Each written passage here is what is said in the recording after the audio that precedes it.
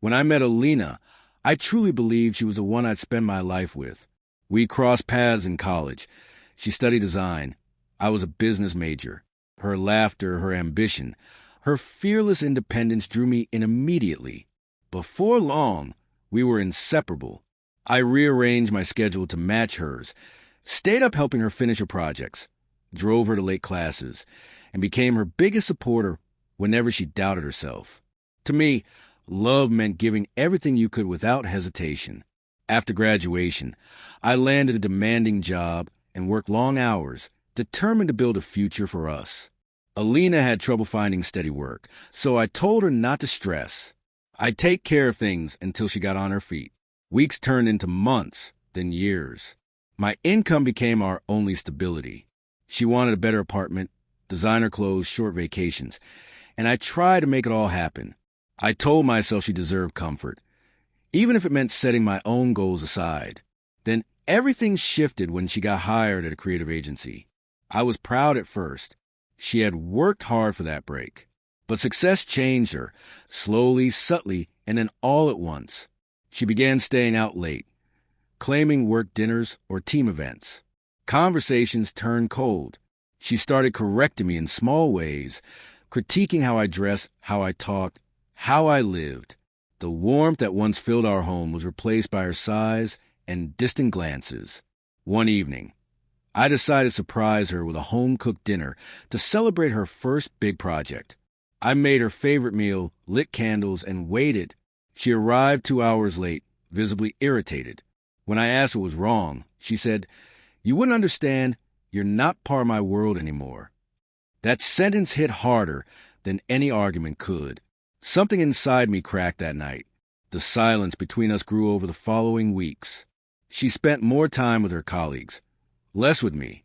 One night, while we sat eating in silence, I asked directly, "Do you still want to be with me?" She didn't hesitate. "No," she said, looking me straight in the eyes. I sat there frozen, her words echoing in the quiet room. Years of effort, of giving, of believing that love was sacrifice. All of it felt meaningless. I asked, trying to stay calm, "What do you expect from me now?" She answered coolly, "You can still help me financially until I move out. I'm not stable yet." Something in me hardened. I told her quietly, "If I'm no longer part of your heart, then I can't be part of your wallet either. You can't reject love and still ask for its benefits." She looked startled, maybe realizing for the first time that I wasn't going to bend anymore. The days that followed were heavy. She packed her things slowly, almost like she expected me to stop her. But I didn't. I had spent too long giving without boundaries, hoping she'd see my devotion as love. What I finally understood was that love without respect isn't love. It's dependence in disguise. When she left, the apartment felt both empty and calm. I won't lie, the silence was unbearable at times. The missing toothbrush, the empty chair, the stillness where her voice used to be. It all hurt, but slowly, I began to rediscover who I was outside of her shadow. I reconnected with friends, started reading again, and finally began developing a business idea I'd shelved for years. Bit by bit, I rebuilt myself. Months later, I heard through a friend that Alina had lost her job and moved back with her parents. For a moment, I felt the urge to reach out, to offer help again, but I stopped myself, not from anger, but because I finally understood that rescuing her would only restart the same painful pattern. She needed to find her own strength, just as I had. Time passed, and the ache turned into clarity. I realized that real love isn't one person carrying all the weight. It's two people walking side by side, lifting each other up. That truth cost me heartbreak, but it gave me freedom. A year later, I met someone new.